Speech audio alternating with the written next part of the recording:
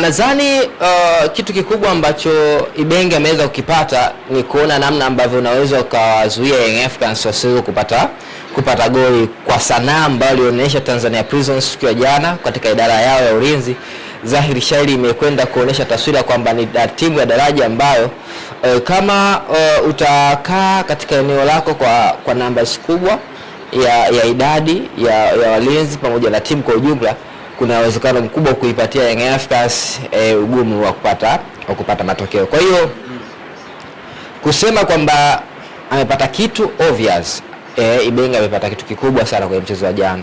Young Africans walionyesha udhaifu katika eneo lao la ushambuliaji, lakini pia walionyesha udhaifu wanapokutana na timu ambayo inakaa nyuma zaidi ya mpira. Na ukiangalia Tanzania Prison jana walikuwa nyuma ya mpira na walifanikiwa kwa kiasi kikubwa.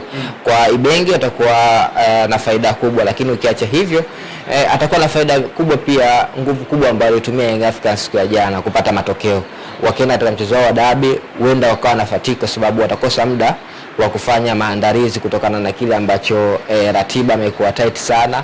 Hawana muda wa kupumzika, back to back mechi, wametoka katika michezo mkubwa. Na ukiangalia kuna inaweza katokea aina ya majeruhi au majeraha madogo ambayo anaweza kapata wachezaji.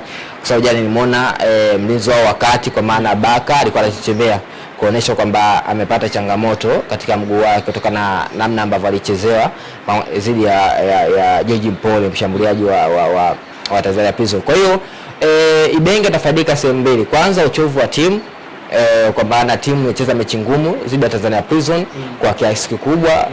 Wachezaji wametumika dakika nyingi kwa kutumia energy kubwa ili waweze kupata matokeo.